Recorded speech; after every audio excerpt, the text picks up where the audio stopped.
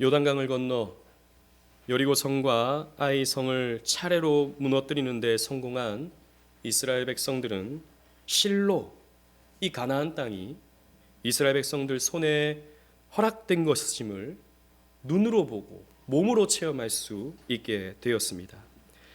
그래서 이들은 그리심산과 에발산 사이의 세겜 땅, 그 결단의 땅에서 다시 한번 하나님께 결단하며 여호와 하나님께 순종할 것을 그들은 아멘으로 맹세했던 것이죠.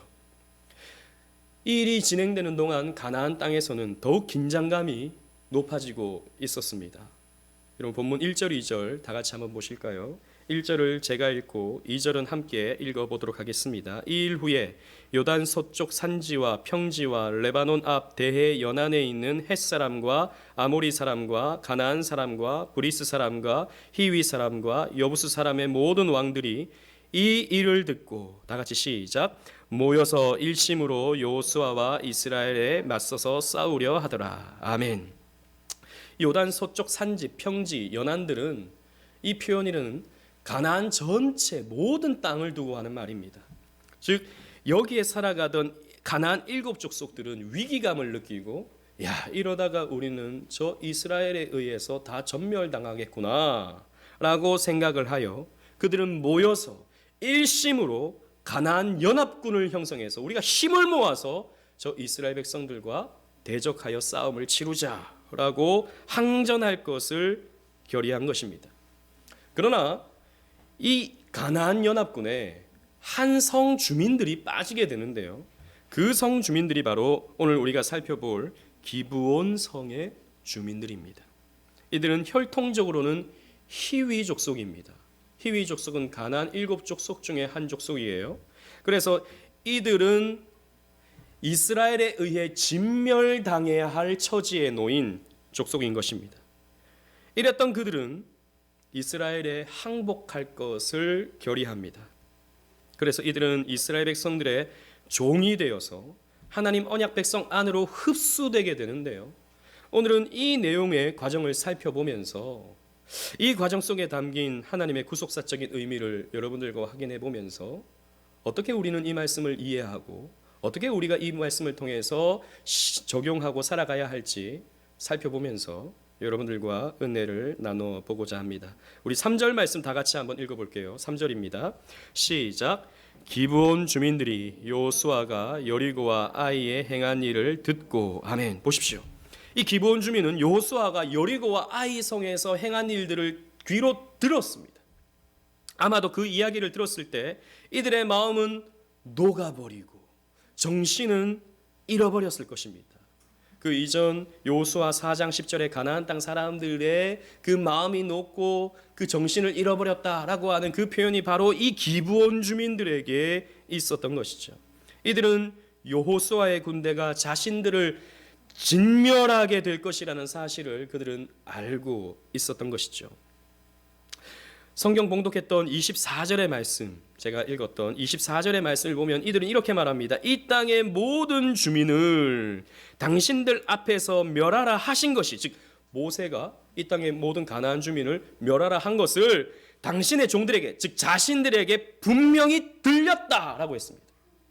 그 모세의 말씀을 전해서 자신들도 들었다라는 것이죠.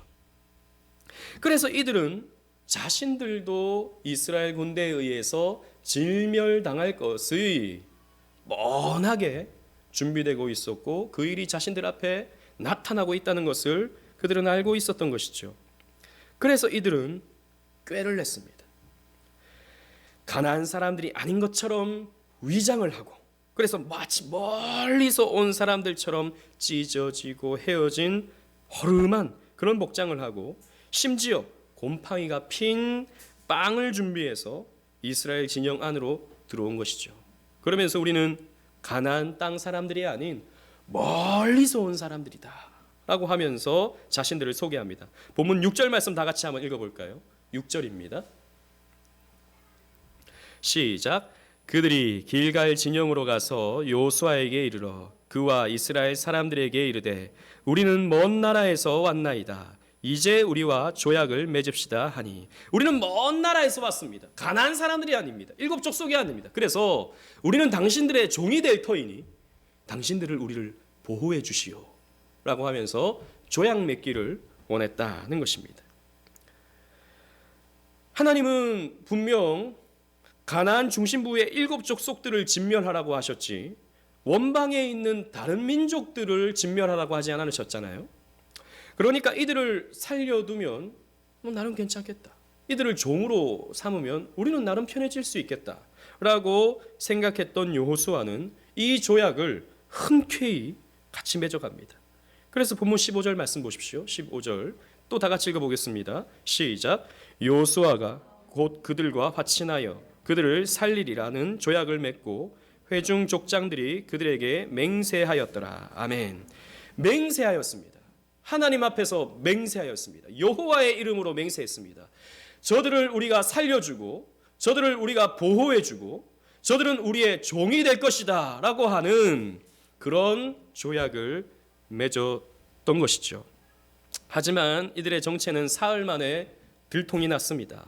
이들은 하나님의 명령으로 진멸해야 할 희위 족속이었던 거예요. 그러나 이미 하나님의 이름으로 조약을 맺었기 때문에 아까 우리가 십계명에서 우리가 3계명을 같이 읽었지만 여호와의 이름을 망령되게 부르지 말라라는 말은 여호와의 이름을 함부로 사용하지 말고 그 여호와의 이름으로 한 그 모든 약속들은 반드시 지켜야 된다라는 말씀이기 때문에 이스라엘 백성들은 하나님의 이름으로 조약을 맺은 이 조약을 파괴할 수가 없었던 것이죠. 18절 상반절 말씀 한번 다 같이 보실까요? 여호수아 9장 18절 상반절 말씀입니다. 또 다 같이 한번 읽어보도록 하겠습니다. 시작. 그러나 회중 족장들이 이스라엘 하나님 여호와로 그들에게 맹세했기 때문에 이스라엘 자손이 그들을 치지 못한지라. 여호와의 이름으로 맹세했기 때문에 치지 못했다라는 것이죠. 자, 이 이야기를 해석하는 여러 가지의 관점들이 있습니다. 크게 두 가지의 관점이 있는데요. 크게 두 가지의 해석이 있어요. 첫째는 여호수아와 이스라엘 백성들이 어리석게 경솔하게 조약을 체결함으로 가나안 족속이 즉 이방 민족이 언약 백성 안으로 침투해 들어오는 역사적 오점을 남기게 되었다라고 보는 해석이에요. 그러니까 이스라엘이 잘못했다라고 보는 해석이죠. 이렇게 해석하는 근거는 14절입니다. 여러분 본문 14절을 한번 보십시오. 무리가 그들의 양식을 취하고는 어떻게 할지를 여호와께 묻지 아니하고 라고 말씀하고 있기 때문이에요. 즉 이 말의 뉘앙스가 무엇입니까? 하나님께 묻지도 않고 조약을 체결했다라고 하는 뉘앙스죠. 그러니까 이스라엘 백성들이 잘못했다라고 하는 그런 의미로서 받아들여질 수 있는 것입니다. 그래서 결국 하나님의 가나안 진멸 명령을 이스라엘 백성들은 어떻게 된 것입니까? 어기게 된 것이죠. 하나님은 다 죽여라 라고 했는데 그 명령을 어기게 된 것입니다. 그런데 또 두 번째 해석이 있어요. 두 번째 해석은 뭐냐면 기브온 족속이 지혜와 기치를 발휘했다는 것입니다. 그리고 하나님을 향한 그 믿음을 기브온 족속도 가지고 있었으므로 언약 백성에 동참하게 된 은혜로운 이야기가 바로 오늘의 이야기다라고 보는 해석입니다. 여러분 보십시오. 이 기브온은 제2의 라합 사건과 같다는 것입니다. 라합도 마찬가지로 이방인이었죠. 사실 라합도 여리고성에서 죽어야 할 처지에 놓였던 인물이었습니다. 그러나 그는 하나님에 대한 소문을 듣고 두려웠죠. 그리고 구원받고 싶었죠. 그래서 어떤 방법을 사용했습니까? 물론 성격이 다르긴 합니다만 거짓말이라고 하는 방법을 사용했죠. 그래서 결국 어떻게 됩니까? 구원받습니다. 마찬가지로 이 기브온 족속도 하나님에 대한 소문을 듣고 이스라엘 백성들의 그 승리의 소식을 듣고 그들도 어떻게 됐습니까? 두려웠어요. 살고 싶었습니다. 구원받고 싶었습니다. 그래서 어떤 방법을 사용하죠? 거짓말이라고 하는 방법을 사용합니다. 결국 어떻게 됩니까? 이스라엘 백성들 속으로 흡수되어져서 구원받는 하나님의 언약 백성이 되어졌다라는 것입니다.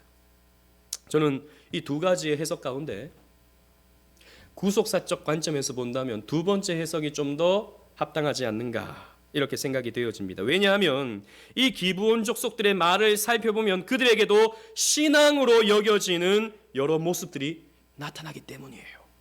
여러분 보십시오.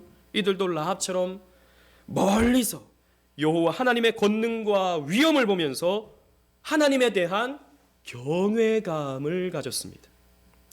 제가 아까 읽었던 24절 말씀 다시 한번 보십시오. 그들이 왜 거짓말을 할 수밖에 없었는지 이유를 대는 이 장면을 보십시오. 그들은 모세의 말씀을 들었습니다. 그죠? 모세의 말씀을 들었다라고 하고 있습니다. 그리고 여호와께서 이 가나안 땅을 이스라엘 백성들에게 주신 것을 알았다 그랬습니다. 이 땅은 원래 우리가 살고 있는 땅이지만 하나님이 이스라엘 백성들에게 주셨다라고 하는 사실을 이들도 알고 있었고 더 나아가서 믿고 있습니다. 그래서 우리는 이 땅을 빼앗길 수밖에 없고 우리는 죽을 수밖에 없다라고 하는 사실을 기정사실로 받아들이고 있죠. 그러니까 두려웠던 것입니다. 야, 우리 땅 뺏기고 우리 죽겠구나 라고 생각하면서 두려운 마음을 가졌던 거예요. 그리고 이들은 여호수아와 이스라엘의 처분에 순종하겠다고 머리를 숙입니다. 25절 말씀 다 같이 한번 읽어볼까요? 9장 25절입니다. 시작. 보소서 이제 우리가 당신의 손에 있으니 당신의 의향에 좋고 옳은 대로 우리에게 행하소서 한지라. 자신의 그 자세를 납작 낮추어서 당신들 하고 싶은 대로 우리를 처분하소서. 자신들의 운명을 이스라엘 백성들에게 더 나아가서 하나님에게 맡기고 있습니다. 이들에게는 자존심이고 뭐고 없는 것이죠. 이들이 지금 붙들고 있는 것은 무엇입니까? 살고자 하는 것입니다. 구원받고자 하는 것입니다. 하나님의 심판이 두려웠기 때문에 다른 방법이 없어서 살려고 거짓말을 한 것이죠. 그리고 조약을 붙들었습니다. 모든 수단을 강구해서 하나님 나라에 침투해 들어가려고 했던 것이죠. 여러분 바로 이 자세입니다. 이 자세가 기브온 사람들로 하여금 구원받게 만든 자세인 것이죠. 이 기브온 주민들과 이 이야기는 신약의 한 사건과 몹시도 닮아 있습니다. 바로 마가복음 7장의 수로보니게 여인 이야기입니다. 예수님께서 두로 지역을 거닐고 계실 때였습니다. 즉 이방 지역이에요. 그 땅은. 여기서 한 여인을 만나게 되는데 이 여인은 헬라인이요 수로보니게 족속이었습니다. 즉 이방인이었습니다. 유대인이 아니었어요. 유대적 관점에서 보았을 때 이들은 하나님의 구원과는 멀리 있는 사람들이었습니다. 그런데 이 여인에게 딸이 있었는데 이 딸이 흉악한 귀신에 들린 것입니다.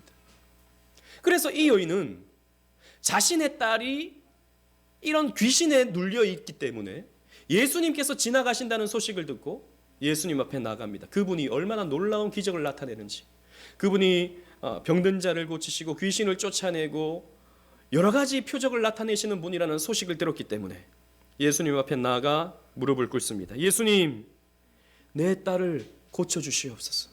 내 딸이 흉악한 귀신이 들렸나이다 라고 했습니다. 그런데 예수님은 이 여인의 가슴에 비수를 꽂습니다. 여러분 마가복음 7장 27절 말씀, 주보에 있는 말씀 다 같이 읽어볼까요? 시작. 예수께서 이르시되 자녀로 먼저 배불리 먹게 할지니 자녀의 떡을 취하여 개들에게 던짐이 마땅치 아니하니라. 아멘. 예수님은 나는 자녀를 위해 떡을 준비했다라고 말씀하시죠. 이 자녀는 누구를 말합니까? 유대인들을 말합니다. 나는 유대인들을 이렇게 고치려고 유대인들에게 구원을 주려고 왔다. 나는 개들에게 줄 떡이 없다. 예수님 말씀하시는 거예요.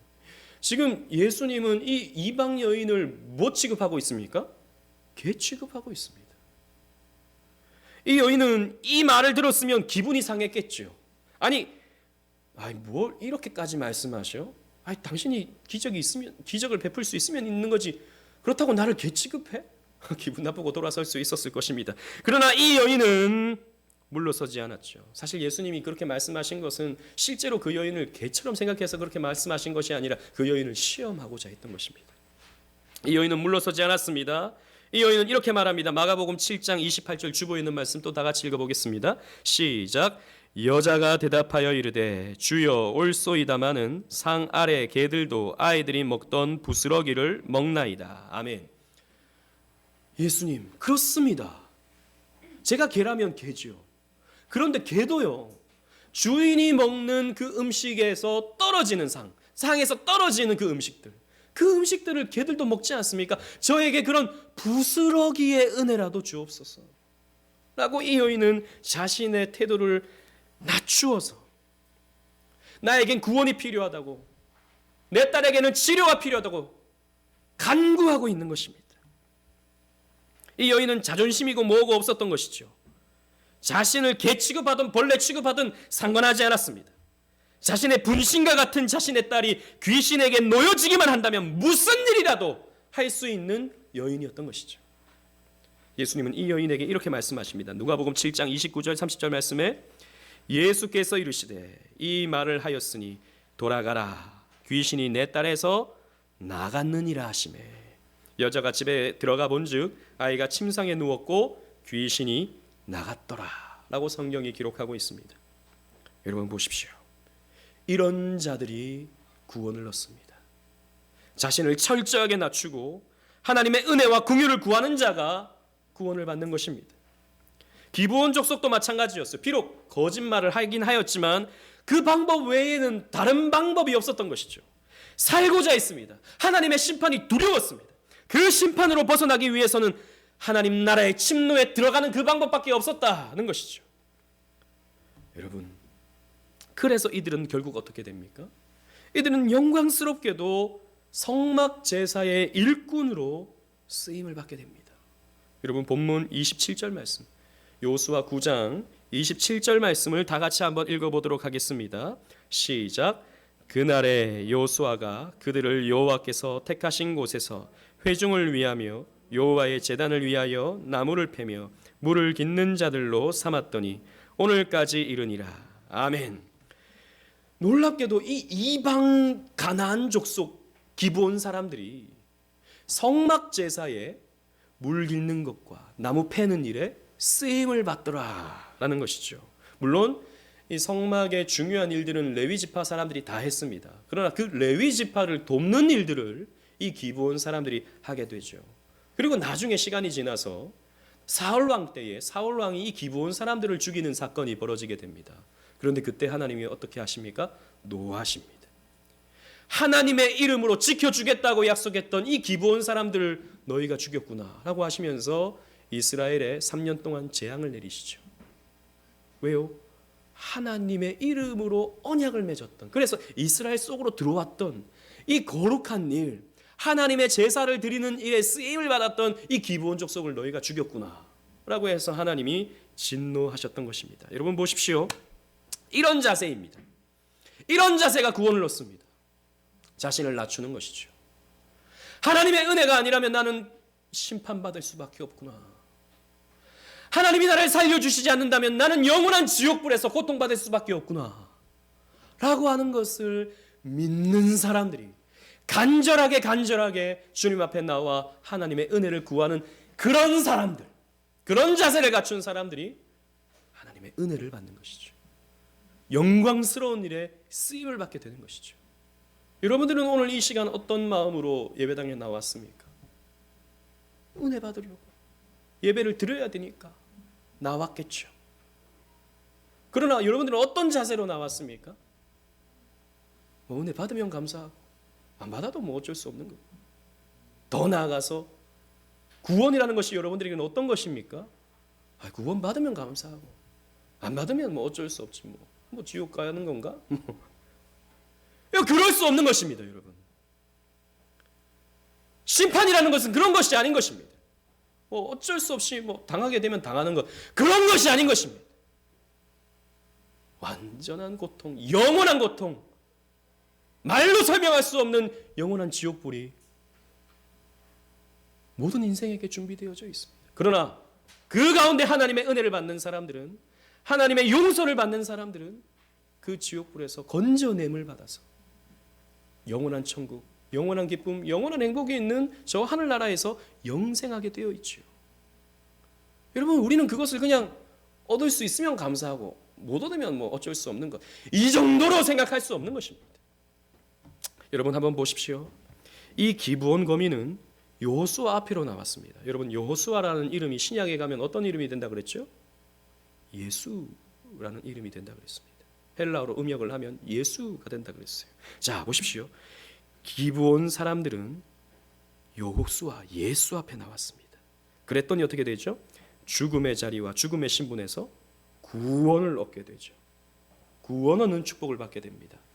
이 죄인 기브온은 예수 앞에 나왔더니 멸망치 않고 구원을 얻게 된다는 이 구속사적인 비밀이 오늘 본문에 숨어 있는 것이죠. 그런데 그러함에도 불구하고 우리는 좀 찜찜하죠. 왜냐하면 하나님은 분명 가나안 족속들을 진멸하라고 말씀하셨기 때문입니다. 여러분, 주보에 있는데요, 신명기 7장 2절 말씀 다 같이 한번 읽어볼까요? 시작. 내 하나님 여호와께서 그들을 내게 넘겨 내게 치게 하시리니 그때에 너는 그들을 진멸할 것이라. 그들과 어떤 언약도 하지 말 것이요 그들을 불쌍히 여기지도 말 것이며. 자, 보십시오. 하나님은 이렇게 말씀하셨습니다. 그 어떤 경우에도 이들과 언약하지 말라. 불쌍히 여기지도 말라.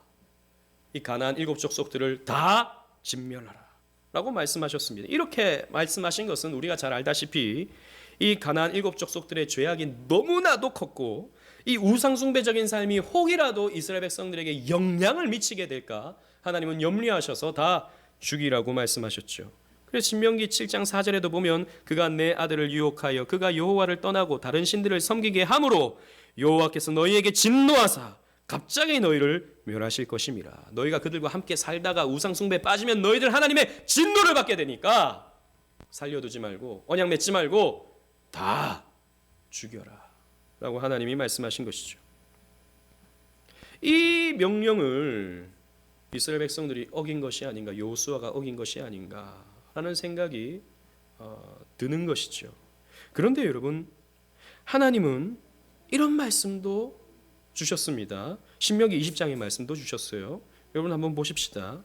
주보에 있는데요, 신명기 20장 10절 11절 말씀 가운데 제가 10절을 읽고 11절을 여러분들이 읽겠습니다. 내가 어떤 성읍으로 나아가서 치려 할 때에는 그 성읍에 먼저 화평을 선언하라.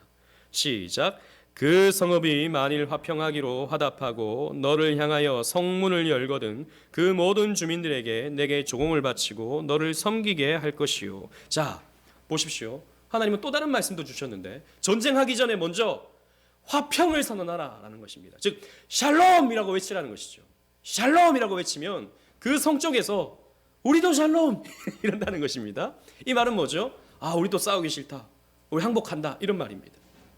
그러면 그럴 때에는 그 성의 사람들이 너희들에게 조공을 바치게 하고 너희들을 섬기게 해서 살려둬라, 이런 말씀도 있었다고요.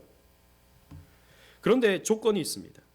15절 말씀, 20장 15절 말씀 제가 읽어보겠습니다. 내가 내게서 멀리 떠난 성읍들 곧 이 민족들에게 속하지 아니한 성읍들에게는 이같이 행하려니와 가나안 7 족속이 아닌 다른 족속에게는 이렇게 행해도 된다라고 하는 말씀을 주셨어요.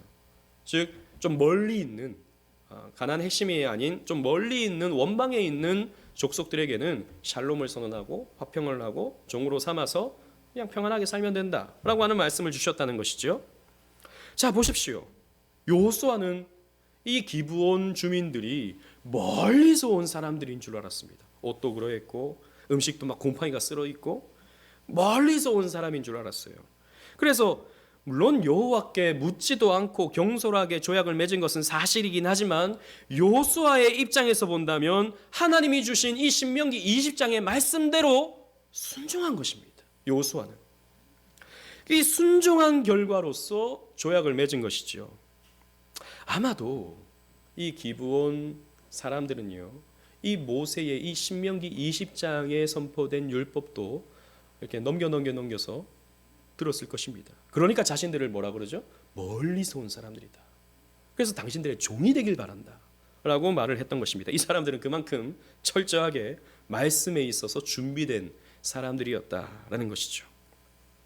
우리가 이 본문 말씀을 통해서 기억해야 될 점이 있습니다. 뭐냐면 하나님은 모든 이방인들을 다 진멸할 대상으로 여기지는 않는다는 것입니다. 가나안 중심부의 7 족속들의 죄, 그 죄가 문제인 것이지 이방인이라고 하는 혈통 자체를 하나님께서 문제 삼지는 않으신다는 것이죠. 우리는 구약 성경에서 항상 하나님이 이스라엘 백성들, 히브리 민족들과만 교제하시고 그들에게 은혜를 베풀어 주신다고 생각하는데 그렇지 않습니다. 성경 곳곳을 보면 이방인들에게도 은혜가 베풀어지는 장면들이 구약 성경에도 많이 나타나고 있는 것을 볼 수 있어요. 특히 출애굽할 때 이 언약 백성을 하나님께서 삼으실 때 그때 이방인들도 삼으시는 장면이 나옵니다. 출애굽기 12장 48절 말씀인데요. 여러분 한번 잘 들어보십시오. 너희와 함께 거류하는 타국인이 여호와의 유월절을 지키고자 하거든. 즉 이방인이 유월절을 지키고자 하거든. 그 모든 남자는 할례를 받은 후에야 가까이 하여 지킬지니 그는 본토인과 같이 될 것이요. 즉 할례를 받고 유월절을 참여하면 어떻게 됩니까? 히브리 민족과 같이 여김을 받게 된다라는 것입니다. 할례 받지 못한 자는 먹지 못한다. 할례 받지 않으면 이 언약 백성 안에 들어오지 못한다라는 것이죠. 이렇게 보면 이방인도 할례와 유월절 언약 의식에 동참할 수 있었던 것이죠. 이렇게 구원의 문은 신약 시대뿐만 아니라 구약 시대에도 온 세계를 향해 열려져 있었습니다. 따라서 이스라엘 백성들이 아니면 다 진멸해야 할, 다 대적해야 할, 다 상대하지 말아야 할 대상으로 여기는 것은 하나님의 뜻이 아닌 것이죠. 신약에 이와 같은 맥락의 말씀이 또 있습니다. 여러분 고린도 후서 6장 14절 15절 말씀인데요. 주보에 있습니다. 고린도 후서 6장 14절 15절 14절을 제가 읽고 15절을 여러분들이 읽어보겠습니다. 너희는 믿지 아니하는 자와 멍에를 함께 매지 말라. 의와 불법이 어찌 함께하며 빛과 어두움이 어찌 사귀며 시작. 그리스도와 벨리알이 어찌 조화되며 믿는 자와 믿지 아니하는 자가 어찌 상관하며. 아멘. 이 말은 믿는 자가 믿지 아니하는 자와 함께 멍에를 매지. 멍에라고 하는 것은 소 2마리에게 어깨에 메우는 그 짐을 끌게 하기 위해서 어깨에 메우는 것이죠. 그런데 이 소 2마리가 한 방향을 함께 이렇게 가야지 안정적으로 가지, 생각이 다른 소 2마리가 각자 길로 서로 가려고 하면 이게 달구지가 끌어지지 않는 것입니다. 그래서 너희들은 믿지 않는 자와 멍에를 매지 말라라고 하는 것은 중요한 일, 핵심적인 일을 함에 있어서 믿지 않는 자와 함께 하지 말라라는 것입니다. 결혼과 같은 일 혹은 뭐 사업을 한다거나 할 때 믿지 않는 자와 함께하면 문제가 생길 수밖에 없다라는 것이죠. 왜냐하면 세계관이 다르고 가치관이 다르기 때문에 처음에는 성격 좋으니까 이 사람도 참 괜찮은 사람이니까 나중에 괜찮겠지라고 하다가는 결국에는 이렇게 분열이 일어나고 갈등이 일어날 수밖에 없다라고 하는 말씀이죠. 그래서 믿는 자 주변에는 항상 이 믿는 자가 함께 있는 것이 필요하다라고 하는 말씀이 되는 것입니다. 그런데요, 이런 말씀도 있는 반면에 같은 고린도에 보내는 편지에는 또 다른 내용도 있습니다. 고린도전서 5장 9절 10절인데요. 주보에 있습니다. 제가 9절을 읽고 10절을 함께 읽어보겠습니다. 내가 너희에게 쓴 편지에 음행하는 자들을 사귀지 말라 하였거니와. 시작. 이 말은 이 세상에 음행하는 자들이나 탐하는 자들이나 속여 빼앗는 자들이나 우상 숭배하는 자들을 도무지 사귀지 말라 하는 것이 아니니 만일 그리하려면 너희가 세상 밖으로 나가야 할 것이라. 아멘. 내가 너희에게 음행하는 자와 사귀지 말라 그랬다.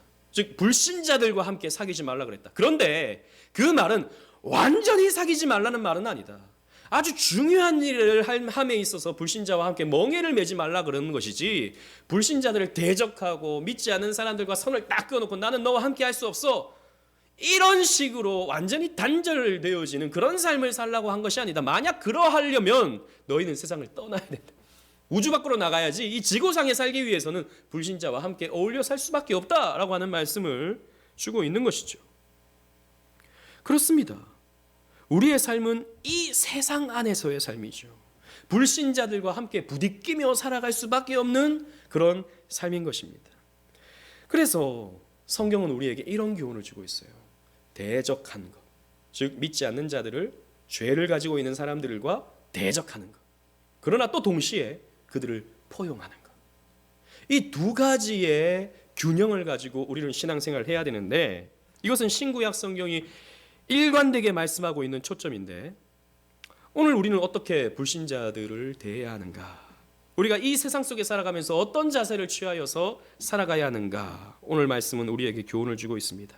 교회는 역사적으로 이 부분에 있어서 양극단에 치우칠 때가 참 많았습니다. 무슨 말이냐면 거룩함을 추구하기 위해서 세상을 적으로 여기고 세상에서 완전히 담을 쌓아놓고 믿는 사람들끼리만 서로 교제하고 살아가면서 마치 수도원적인 삶을 살아가는 그런 모습들이 교회 역사 속에 있었죠. 특히 믿음 좋은 사람들, 경건하다 하는 사람들이 특히 이런 모습들을 보여오기도 했습니다. 그래서 TV 그런 거 보지 않아. 그런 더러운 죄가 가득한 TV 같은 거 보지 않아. 드라마, 영화, 우리가 그런 거 어떻게 볼 수 있어? 우리는 성경 봐야 돼, 성경. TV를 봐도 그 CBS, CTS 이런 것만 봐야 되고, 뭐 책을 봐도 성경책만 봐야 되고, 경건 서적만 봐야 되고, 이렇게 생각하는 사람들이 있죠. 이런 사람들을 또 믿음 좋다, 훌륭하다 이렇게 추켜 세워주니까 또 더 그러한 모습들을 보이기도 하죠. 이런 사람들은 오늘 본문에서 나타난 사건이 일어난다면 이렇게 말할 것입니다. 어떻게 기브온 같은 사람들과 우리가 조약을 맺을 수 있어? 그럴 수 없어. 속아서 우리가 이 조약을 맺었기 때문에 당장 이 조약은 취소해야 돼. 기브온 사람과 같은 더러운 사람과 우리가 어떻게 조약을 맺을 수 있나? 라고 화를 내는 사람들일 것입니다. 하지만 또 극단에 있는 사람이 있죠. 반대쪽에 있는 극단의 사람. 이 사람들은 어떤 사람입니까? 세상에 완전히 빠져 있는 사람이죠. 그냥 좋은 게 좋은 사람이죠. 그러니까 불신자와 조금도 다를 바 없는 똑같은 것을 생각하고 똑같은 것을 추구하고 똑같은 삶의 모습을 가지고 살아가는 그런 사람들일 것입니다. 이런 사람들은 기브온 사람들이 들어왔다라고 했을 때 아이고 잘됐네, 잘됐어. 우리에게 종이 이렇게 생기게 되었으니 얼마나 좋은가. 좋은 게 좋은 거야. 하나님 말씀, 그건 말씀이지. 정작 살아가야 되는 것은 우린데 편하게 좀 살면 좋잖아. 뭘 이미 이 조약을 맺은 거 뭘 다시 돌려. 그냥 좋은 게 좋은 거니까 저들을 그냥 종삼아서 우리 그냥 행복하게 살자. 이렇게 생각하는 사람들이 또 있는 것이죠. 이런 사람들은 하나님 말씀은 그냥 온데간데 없는 거예요. 하나님이 우리에게 명령하고 있는 말씀은 그냥 생각지도 않는 거예요. 그냥 내가 하고 싶은 대로, 살고 싶은 대로 살아가는 것이죠. 성경은 이 두 극단을 경계합니다. 대적하는 것, 심하게 포용하는 것, 이 두 극단을 경계하고 있는 것이죠. 여러분, 교회가 이 극단에 빠지게 되면, 한쪽으로 치우쳐버리게 되면 어떻게 됩니까? 세상으로부터 조롱과 비난과 미움을 받게 됩니다. 역사는 항상 그러해 왔어요. 최근에 화제의 드라마, 오징어, 드라마인지 영화인지 오징어 게임이라고 하는, 뭐 TV만 틀고 스마트폰만 켜면 뭐 그와 관련된 뉴스죠. 여러분 보셨습니까? 보신 분들도 있겠지만, 여러분 이 영화를 보면 기독교가 지나치게 희화화되어 있다는 것을 발견할 수 있을 것입니다. 어떤 사람들은 이 영화는 반기독교적인 영화다, 보면 안 된다 라고 이렇게 주장하는 사람들도 있어요. 시청 금지 운동을 해야 된다 라고 말합니다. 그걸 보면 이제 시험 든다는 거죠. 제가 그 영화를 봤을 때도 그 감독의 성향 가운데는 그런 좀 성향이 있다고 느껴집니다. 의도를 가졌어요. 그 영화는 기독교에 대한 반감이 의도를 가지고 나타나고 있습니다. 그런데 꼭 기독교뿐만은 아니에요. 뭐 자본주의라든지 이 사회에 대한 여러 가지의 어떤 모습들에 대한 깊은 회의를 가지고 그 영화를 만들었다고 생각이 됩니다. 근데 이 영화에 한 사람이 나와요. 뭐 한 사람뿐만 아니라 여러 사람이긴 한데 몇 번인지는 잘 모르겠습니다. 한 사람이 나오는데 이 사람은 기독교인입니다. 근데 이 기독교인은 이 영화에서 이 두 극단을 잘 보여주는 사람이에요. 어떠냐? 이제 456억이라고 하는 어마어마한 돈을 위해서 사람들이 이제 서바이벌 경쟁을 하는 거예요. 게임을 하는 거예요. 좀 옛날에 우리 어릴 때 하던 게임을 하는 거예요. 근데 줄다리기를 합니다. 줄다리는 편을 먹어서 하죠. 그래서 한 편이 되어서 서로 어떻게 이 줄다리에게서 이길 수 있을까를 논의를 하죠. 그런데 이 기독교인은 같은 편 사람들과 함께 논의를 하지 않고 옆에서 무릎을 꿇고 기도하고 있습니다. 하면서 기도를 하고 있어요. 그러면서 같이 와서 좀 얘기 좀 하자라고 하니까 그 사람이 대뜸 하는 말이 하나님이 알아서 다 해주실 것입니다. 이런 소리를 한다는 것이죠. 생뚱맞은 소리를 한다는 것이죠. 저 사람은 기도만 하면 된다. 저 사람은 기도해서 사는 사람이구나. 그냥 이런 게 아니라 그 사람을 완전히 어리석게 보이고 조롱하는 듯한 그런 뉘앙스를 그 영화에서 나타내 보여주죠. 제가 봐도 너무 생뚱맞은 거예요. 그렇게 말하는 건 하나님이 다 알아서 해주신다고, 하나님이 이기게 해주신다고, 이런 말을 하는 것이죠. 여러분, 이런 모습이야말로 어떤 모습입니까? 세상과 전혀 이렇게 소통되지 못하는 모습이죠. 믿지 않는 사람들과 대화가 안 되는 모습이죠. 우리는 기도해, 우리는 하나님 믿어, 그러니까 너희들은 살고 싶은 대로 살아, 우리는 내 방식대로 살 거야 라고 하는 이런 모습들 말이죠. 세상이 바라볼 때 오늘날 기독교가 그러하다라는 것입니다. 자기들 말만 해요. 자기들이 하고 싶은 대로만 해요. 자기들은 하나님 믿는다고. 그러면서 이 시대의 아픔과 상처, 이 험한 세상을 살아가는 사람들의 그 눈물에는 관심을 두지 않는 거예요. 이 세상 사람들이 무엇 때문에 지금 갈등하고 있는지, 어떻게 이 게임에서 승리할 수 있을지에 대해서 고민하고 있는데 거기는 전혀 관심이 없어요. 나는 내 방식대로 한다는 거죠. 여러분, 또 거기에 마지막 장면에도 나오는데 어떤 사람이 피켓을 들고 예수 천당 불신지옥 열심히 외치는 장면이 나옵니다. 세상은 온갖 문제들로 인해서 아파하고 신음하고 이런 왜곡된 사회에서 사람들은 고통을 겪고 있는데 기독교인들은 예수만 믿으면 천국 가고 예수 안 믿으면 지옥 간다라고 하는 무시무시한 말로 어떻게 보면 사람들에게 겁박하는 것처럼 보인다는 것이죠. 저는 그런 행동 자체가 다 잘못됐다라고 말씀드리는 것은 아닙니다. 그런데 우리가 죄와 심판만 외쳐대고 있다면 이 세상 사람들의 고통과 이 세상 사람들의 눈물엔 관심을 가지지 아니하고 그렇게 살면 지옥 간다, 그렇게 살면 심판받는다라는 말씀만 외치고 있다면 그건 생각과 감정이 마비된 사람처럼 보여질 수밖에 없다는 것이죠. 10여 년 전 일본에 대지진이 일어났을 때 한국의 어느 대형교회 목사님이 이런 설교를 하셨습니다. 일본이 저렇게 지진을 맞게 된 것은 하나님 앞에 회개하지 않았기 때문에 저런 심판을 받게 된 것이다 라고 하는 설교를 했었습니다. 저는 그래서 뉴스에도 나왔죠.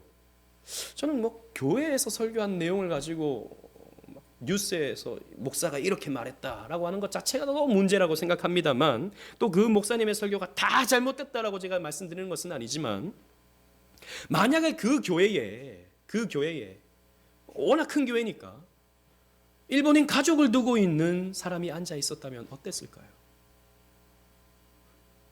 또 일본에서 지금 예수 믿는 사람인데, 하나님을 믿는 사람인데, 한국에서 어느 목사님이, 유명한 목사님이 당신들은 하나님 앞에 회개하지 않았기 때문에 그런 벌을 받게 된 것이다. 지금 내 가족이 죽임을 당하게 되었고 내가 평생 일군 재산이 한순간 잃어버리게 되었고 삶의 터전이 완전히 그냥 무너져 버렸는데 회개하지 않아서 그렇게 된 것이다. 이렇게 말을 하게 된다면 그 사람들이 생각하는 하나님은 어떤 하나님이 되는 것입니까? 무시무시한 하나님이 되어버리고 말죠. 여러분 생각해 보십시오. 회개하지 않아서 거기에 지진이 일어납니까? 그럼 우리는 회개해서 평안한 하루하루를 살아갑니까? 죄 짓는 것은요, 회개하지 않는 것은 거기나 여기나 마찬가지입니다. 물론 예수 믿는 사람들의 숫자는 여기가 훨씬 더 많죠. 그렇다고 해서 저기에 지진이 일어나고 여기는 지진이 안 일어나고 그런 것입니까? 그런 식의 말들은 세상과 전혀 소통되지 않는 기독교의 한 일면을 보여주는 것이죠.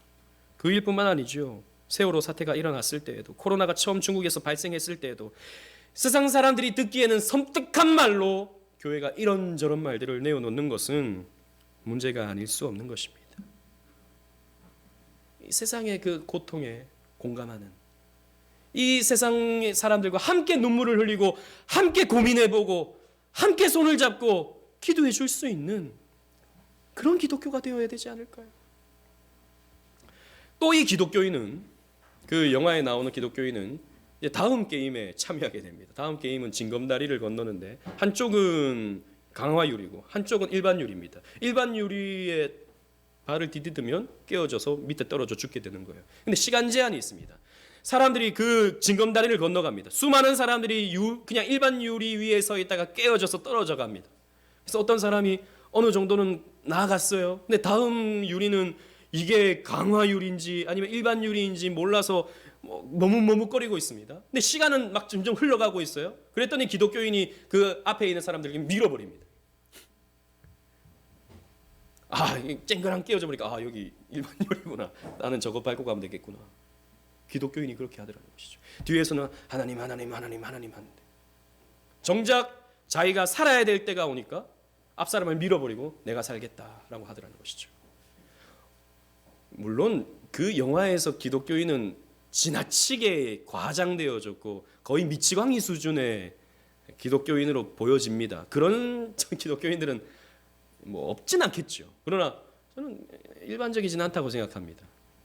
그런데 제가 봤을 때 그 감독의 의도는 기독교인들이 이렇다라고 하는 것을 좀 조롱하는 것 같아요. 평소에 말할 때는 사랑, 하나님, 평안 이런 말들을 하는데 정작 자기의 이익을 챙겨야 될 때가 오면 불신자와 조금도 다를 바 없이 이기성을 드러내는 기독교인들. 용서, 섬김 이런 말들은 입에 늘 달고 사는데 정작 자신의 이익을 위해서는 수단과 방법을 가리지 않는 기독교인들. 세상과 다를 바가 없다는 것이죠. 다를 바가 없는데 놀랍게도 그들은 천국을 간대. 우리가 똑같이 욕심을 부리고 똑같이 이기적인데 저 사람들은 예수님을 믿어서 천국을 간대. 이게 그 사람들에게는 이해가 되지 않는 것입니다. 나와 똑같은데, 나와 똑같이 이기적인데. 거기에 나오는 모든 사람들은 다 이기적입니다. 그 영화에 나오는 모든 사람들은 다 돈을 얻기 위해서 다른 사람들을 쉽게 죽여버려요. 그런데 기독교인도 똑같은데 저 사람이 어떻게 구원을 받을 수 있나? 라고 하는 질문을 던져주는 거예요. 뭐죠? 기독교인들이 세속화되어졌을 때, 기독교인들이 세상을 닮아 있을 때 세상은 기독교를 향해서 조롱한다는 것입니다. 봐라, 너 나랑 똑같잖아. 결국 너나 나나 똑같이 이기적이잖아. 그런데 너가 왜 구원을 받아? 나는 왜 구원을 못 받아? 설명해봐. 이렇게 질문을 던지는 것이죠. 보십시오. 두 극단에 빠지게 될 때 기독교는 세상에 조롱을 받습니다. 지나치게 분리적이든지 지나치게 세속화되어졌든지 이럴 때 교회는 세상 사람들에게 조롱을 받아요. 그래서 우리는 이 대적과 포용이라고 하는 이 균형을 성경에서 가르쳐주고 있는 대로 이 균형을 가질 수 있어야 됩니다. 철저한 긴장감을 유지해야 한다는 것이죠. 말씀을 맺겠습니다. 오늘 우리가 보고 있는 이 기브온 사람들과 언약을 맺는 이스라엘 백성들의 모습에서 우리가 어떻게 세상과 함께 살아가야 하는지 본문 말씀은 가르쳐주고 있다는 것입니다.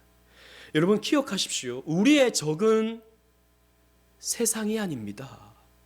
세상에 있는 죄, 세상 권세 잡은 사탄과 마귀, 어둠의 세력이 우리의 대적이지 세상 사람들이 우리의 대적은 아니라는 것입니다. 바울은 이렇게 권면하죠. 에베소서 6장 12절 말씀, 주보에 있는 말씀 다 같이 한번 읽어보겠습니다. 시작. 우리의 씨름은 혈과 육을 상대하는 것이 아니요 통치자들과 권세들과 이 어둠의 세상 주관자들과 하늘에 있는 악한 영들을 상대함이라. 우리의 씨름은 혈과 육이 아니다, 사람들이 아니다 라는 것입니다. 예수 안 믿는다고? 너 안 믿는구나, 그럼 너 죽어. 이런 게 아니라는 것입니다. 너 예수 안 믿는구나, 난 널 상대하지 않아. 이런 것이 아닌 것입니다. 우리가 대적해야 될 것은 사탄, 마귀, 악한 권세자들인 것입니다. 우리는 죄를 용납할 수 없죠. 우리는 죄를 용납하지 말아야 됩니다. 하지만 죄인들은 품어주고 회개할 수 있는 길로 사랑으로 이끌어서 도와주어야 됩니다. 저는 동성애를 반대합니다. 동성결혼도 용납할 수가 없습니다. 왜요? 하나님 말씀이 그것을 금지하고 있기 때문이죠. 하지만 동성애자들은 긍휼히 여겨야 됩니다. 그들을 안아주어야 하고 그들이 바른 길로 갈 수 있도록, 그리고 건강하게 회복될 수 있도록 우리는 도와주어야 합니다. 가끔씩 그 시위하는 사람들, 반동성애 시위하는 사람들 있잖아요. 그 앞에서 막 확성기를 들고 막 저는 퀴어 축제 그것도 저는 반대합니다만 또 반대 집회를 해가지고 빨간 그 플래카드에 회개하라 천국이 가까웠다라고 하면서 동성애자를 마치 마귀를 쳐다보는 것처럼 저는 반대하는 그 운동 자체를 반대하지는 않습니다. 그러나 그게 또 다른 혐오로 비춰지는 것에 대해서는 저는 그 방법은 옳지 않다고 생각합니다. 우리는 분리의 삶을 살아서는 안 되기 때문이죠. 여러분, 우리는 분리의 삶을 살지 않습니다. 우리는 구별된 삶을 살아갑니다. 구별된 삶. 영어로 표현하면 in the world, not of the world. 즉 우리는 세상 안에 살아가죠. 세상 속에서 그들과 함께 우리는 손을 잡고 살아갑니다. 하지만 not of the world.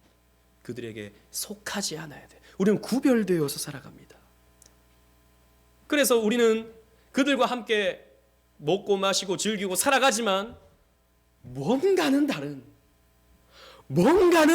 다른 내용을 가진, 뭔가 차원이 다른 가치관을 가진 그 아름다움의 삶의 모습들을 우리는 나타낼 수 있어야 된다는 것입니다. 기독교인들이 죄송합니다. 이런 표현을 써서 너무 재수 없으면 안 된다는 것이죠. 쟤는 너무 재수 없어. 쟤랑 같이 있으면 기분이 나빠. 재미가 없어. 걔 부르지 마. 걔 예수쟁이 걔 부르지 마. 이런 게 되어서는 안 된다는 것입니다. 우리는 세상의 소금과 빛으로 부름을 받았습니다. 여러분, 우린 교회의 소금과 빛이 아니죠. 세상의 소금과 빛입니다. 어두운 세상을 밝혀가는 빛으로 맛을 잃어버린 세상의 소금과 같은 역할을 해나가면서 우리는 꼭 필요한 세상의 친구가 되어줘야 됩니다. 이 가나안 땅에 만연된 죄악들을 진멸하면서 동시에 그곳 사람들에게 화평, 샬롬을 선언할 수 있는 이 시대의 소금과 빛이 되어야 한다는 것이죠. 여러분, 이렇게 사는 것이 쉽지 않습니다. 우리는 극단에 치우쳐지기가 너무 쉬워요. 그래서 내가 갖고 있는 신앙이 전부인 줄 알고 세상 사람들과 담을 쌓게 되는 경우가 쉽고요. 아니면 완전 세속화되어서 세상 사람들과 다를 바 없는 삶을 살기가 너무 쉽습니다. 그러나 우리는 긴장을 가져야 돼요. 신실한 그리스도인들은 이 긴장, 이 균형 속에서 긴장을 가지고 살 수 있어야 됩니다. 이 긴장을 가지고, 이 대적과 평안 이 사이의 긴장을 가지고 이 시대의 소금과 빛으로 역할을 잘 감당하실 수 있는 저와 여러분들 되시기를 주님 이름으로 축원합니다. 아멘.